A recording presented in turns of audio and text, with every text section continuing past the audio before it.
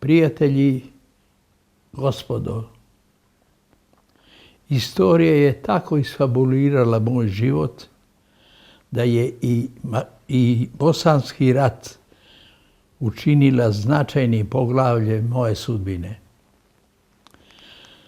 To dokazuje i knjiga Bosanski rat, o kojoj večeras govorimo, knjiga koju smo moja ćerka Ana i ja sačinili od fragmenata tekstova iz radnih knjiga, beležaka i dokumenata iz moje arhive. U knjizi se govori o najsvirepijem međunacionalnom, verskom i građanskom ratu na našim prostorima. Uhvaćen zupčanicima velikog mehanizma istorije, narod kome pripadam i meni piscu dodelio je ulogu političara i državnika koja nije bila moja ambicija, ali je bilo izvršenje patriotske dužnosti. One patriotske dužnosti koju je istoričar i državnik Stojan Novaković sažeo u načelo. Otadžbini se služi bezuslovno. Tako sam i ja postupio u proleće 1992. prihvatajući dužnost predsjednika Savezne Republike Jugoslavije. Veliki mehanizam istorije ima svoj smer kojim upravljaju velike sile, često iracionalno, ali uvek sebično, pa političari malih naroda čine ono što moraju, a ako su mudri i hrabri, i ono što je njihovom narodu najkorisnije. Tekst u knjizi Bosanski rat sadrži značajne dokumente o ratu koji je bio vrhunac jugoslovenske tragedije. U knjizi se govori o ciljevima zaraćenih strana, ulozi međunarodnih činilaca, junačkoj borbi za stvaranje i održanje Republike Srpske, hrabrosti i sposobnosti političkog i vojnog vođstva da odbrani slobodu i nacionalna prava Srba, ali i o njihovom neostvarivom maksimalizmu. U knjizi se govori i o zabludama, greškama i ratnim zločinima sve tri ratujuće strane. U knjizi se govori o materijalnoj i političkoj podršci Srbije Republikoj Srpskoj. Bosanski rat prikazuje i ulogu pisca kao političara i državnika, njegove dileme, teška iskušenja i velike iluzije. Od mog izbora za predsjednika Savezne Republike Jugoslavije do pučističkog skeča kojim sam smenjen sa te dužnosti, trajao je nepomirljiv sukob o koncepciji nacionalne i državne politike između mene i Slobodana Miloševića, savezne vlade i republičkih vlada. U državnoj politici ja sam se zalagao za politiku istorijskog kompromisa i evolutivno, mirno rešenje srpskog pitanja, za konfederaciju tri nacionalne zajednice u Bosni i Hercegovini, za autonomiju visokog stepena za Srbe u Hrvatskoj, za demokratski kompromis vlasti i opozicije sa stvaranjem koncentracione vlade. Pisac se trudio da zapisuje i govori istinu, potpuno svestan da njegova istina nije jedina istina i cela istina o toj nesaglednoj tragediji naroda Bosne i Hercegovine. Pisac veruje da knjizi Bosanski rat treba da doda još nekoliko rečenica. Rat u Bosni nije kalendarski događaj. To je trajno čvorište nekoliko nacionalnih i verskih ideologija. To je istorijsko i antropološko stanje koje je dalo povoda velikim piscima Andriću i Selimoviću da Bosnu nazovu zemljom mržnje i teskobe. U Bosni vekovima traje ljudsko krvarenje koje je, po mom saznanju, najduže ratovanje u novijoj istoriji Europe, započeto turskim osvajanjem Bosne krajem 16. veka. A posljednji rat u Bosni, koji je trajao od 1992. do 1995. godine, nastavlja se u miru bošnjačkom ratnom propagandom za ratne ciljeve pokretača, stvaranje prve islamske države u Europi i uništenje Republike Srpske.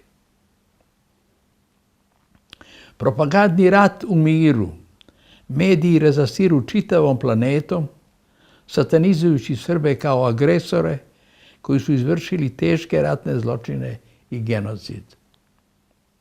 Taj antisrpski, u suštini antievropski rat, trajaće dok međunarodni činioci ne shvate njegove prave motive i antievropske ciljeve.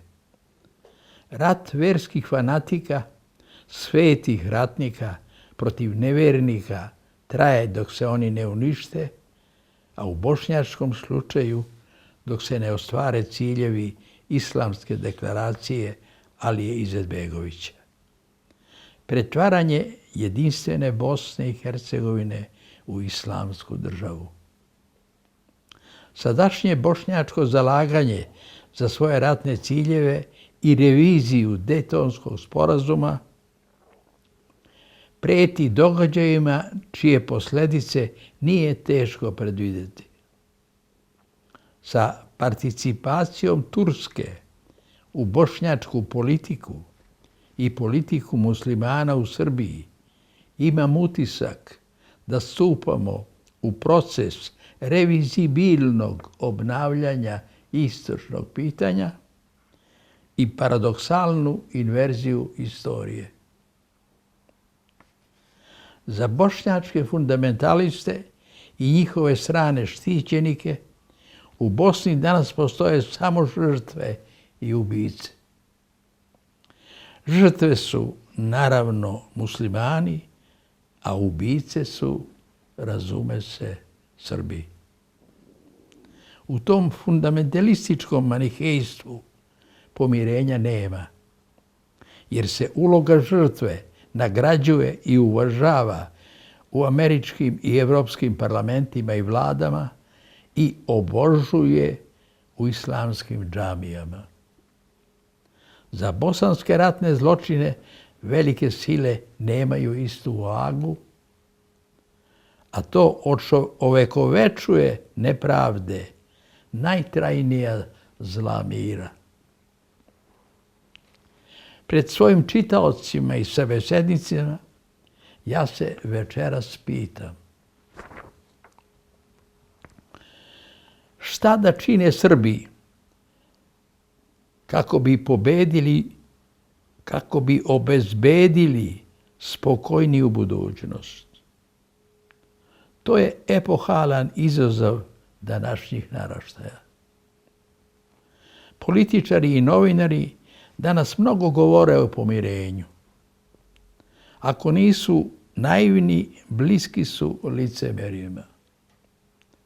Istorijska iskustva su nedosmislena. Verski rat se lako započinje, a teško okončava, ako se i okončava. Takvu ljudsku sudbinu ima bosanski rat. Zlo i bol se najduže pamte, jer su u ontološkom sloju ljudskog bića. Srbi, muslimani i Hrvati žive zajedno i u neposrednom susjedstvu. Takvom životu najneophodniji su mir i međusobno poverenje.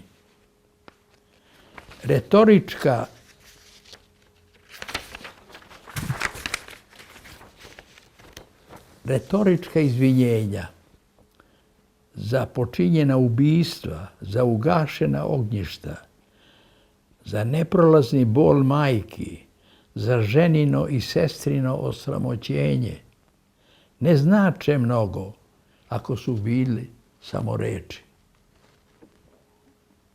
Pomirenje zaraćenih strana u bosanskom i hrvatsko-srpskom ratu ne može nastati ako se kod zaraćenih naroda smišljeno ne razvija istorijski razum koji ih uvodi u saznanja o međuzavisnosti ljudi i naroda, uslova opstanka i napretka.